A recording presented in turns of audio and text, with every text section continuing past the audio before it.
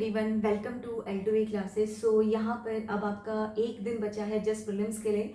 तो आज की इस वीडियो में मैं आप लोगों के साथ शेयर करने वाली हूँ एक लास्ट मोमेंट स्ट्रैटेजी कि कैसे आपको जीएस और सीसेट के पेपर को यहाँ पे सॉल्व करना है। This is very very important because देखिए अब बिल्कुल ही आप नर्वस हो रहे होंगे, एनजाइटी लेवल काफ़ी ज़्यादा बढ़ रहा होगा, नर्वसनेस वैसे ही बढ़ते रहती है। तो यहाँ पर मेरा बेसिकली इस वीडियो के हेल्प से ये पर्पज़ है कि आपको कैसे एग्जाम हॉल में पेपर को सॉल्व करना है, अपने कॉन्फिडेंस लेवल को मेंटेन करके रखना है। ठीक है, एक कॉमन पॉइंट है जो दोनों ही उसमें मैं बताना चाहूँगी।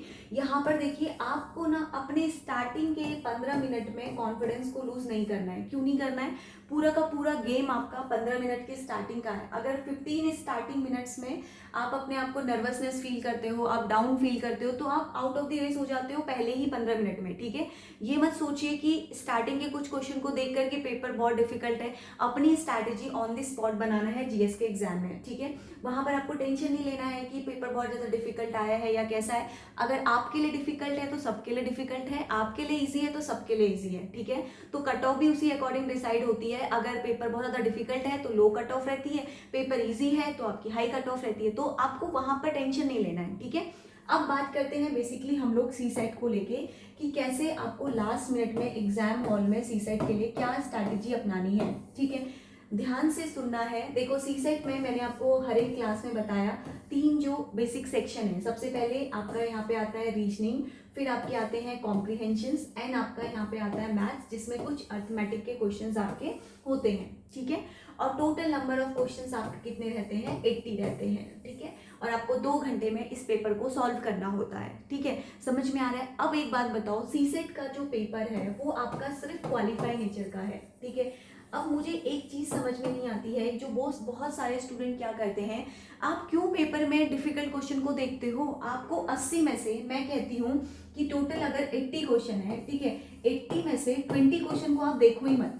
ठीक है, क्यों मत देखो? देखो मत का मतलब क्या है? जैसे आपने फर्स्ट राउंड में पेपर को चेक किया तो आपको हर किसी को पता चल जाता है कि ये क्वेश्चन मैं सॉल्व कर पाऊंगा कि नहीं कर पाऊंगी। ठीक है, अगर आपको लगता है कि आप सॉल्व कर सकते हो तो आप उसको ट्राई करो। अगर आपको लगता है कि यार ये क्वेश्चन तो बहुत टाइम लेगा और लेंदी होने के बाद भी ये नहीं सॉल्व होगा मेरे से, तो ऐसे 20 क्वेश्चन को हटा दीजिए ना। ये तो इंडिविजुअल की स्ट्रैटेजी होगी और इंडिविजुअल का स्ट्रेंथ और वीक पॉइंट होगा। ठीक है, अगर कोई मुझे बोलेगा कि आप सॉल्व करिए तो मैं देखूंगी ना पहले कि मेरा रीजनिंग में कौन सा पार्ट स्ट्रॉन्ग है, क्या ये क्वेश्चन मेरे से डुएबल है या नहीं है। अगर मैं किसी क्वेश्चन को टाइम दे रही हूँ तो उसका आंसर भी आना चाहिए ना। ये नहीं कि बस मैं क्वेश्चन को देख रही हूँ, उसका कोई टाइम नहीं आ रहा, उसका कोई मीनिंग नहीं आ रहा, तो वो वेस्ट है। ठीक है, तो ये चीज आपको यहाँ पे ध्यान रखनी है कि 20 क्वेश्चन को अगर आप हटा देते हो तो टोटल कितने बचते हैं मेरे पास? 60 क्वेश्चन बचते हैं। 20 क्वेश्चन तो मैंने साफ आपको ऐसे बोल दिए जिनको आपको लगता है कि आप नहीं कर सकते हैं, आप हटा दीजिए। ठीक है, स्टिल 60 क्वेश्चन आपके हाथ में है, समझ रहे हो?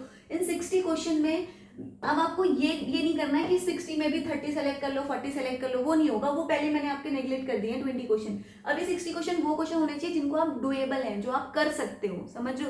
अब इन 60 क्वेश्चन में पहले राउंड में वो क्वेश्चन करने हैं जो आपकी स्ट्रेंथ है। ठीक है, अब ये बच्चे के अकॉर्डिंग वेरी करेगा। किसी के लिए मैथ्स स्ट्रेंथ होती है, किसी के लिए कॉम्प्रिहेंशन स्ट्रेंथ होता है, किसी के लिए रीजनिंग स्ट्रेंथ होता है। ये आपके ऊपर है कि आपका कौन सा पार्ट स्ट्रेंथ है। तो पहले पार्ट में आप उनको कर लीजिए शॉर्ट जिसमें आपको लगता है कि कोई, अगर आपने 20 क्वेश्चन किया, आपको लगता है कि 19 क्वेश्चन या 18 क्वेश्चन, 17 लेके चलते हैं, 17 क्वेश्चन करेक्ट होने हैं, उन क्वेश्चंस को आपको पहले करना है जो आपके स्ट्रेंथ में है। सेकेंड राउंड में आपको वो क्वेश्चन को डील करना है जिनमें आपको लग रहा है कि 50-50 चांसेस है कि ये करेक्ट हो सकता है या इनकरेक्ट हो सकता है। ठीक है, थर्ड राउंड में आपको वो करने हैं जिनमें आपको पता है कि आप सॉल्व कर सकते हो, बस थोड़ा सा टाइम लगना है इन क्वेश्चंस को। उन क्वेश्चंस को आपको एंड में सॉल्व करना है। ठीक है, तो इस तरह से आपको एग्जाम हॉल में अपनी स्ट्रैटेजी बनानी है।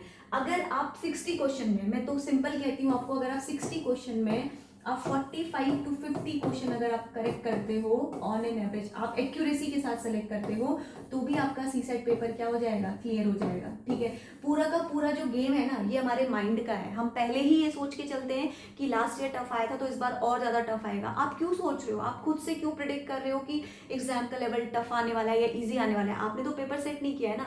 और आप किसी की बातें सुन के अपने आप को डीमोटिवेट मत करिए। ठीक है, अपनी स्ट्रेंथ पे काम करिए। मैंने तो कह दिया साफ साफ कि 60 क्वेश्चन ही मेरे को करने हैं। 20 क्वेश्चन तो ऐसे होंगे जो बहुत ही डिफिकल्ट होंगे या फिर घर में बैठ के सॉल्व हो सकते हैं। तो मैंने आपको पहले भी बताया, घर में बैठ के सॉल्व करना और एग्जाम हॉल में वहाँ पे प्रेशर में सॉल्व करना दोनों कंप्लीटली डिफरेंट थिंग है, ठीक है। घर में बैठ के पैसेज में बहुत जल्दी सॉल्व हो जाते हैं, बहुत ज़्यादा हम दिमाग लगा पाते हैं, लेकिन हम वहाँ पर नहीं लगा पाते क्योंकि इन्वायरमेंट और माहौल का इफेक्ट पड़ता है, उसमें हम ऑलरेडी बहुत ज़्यादा प्रेशराइज सिस्टम में होते हैं, ठीक है।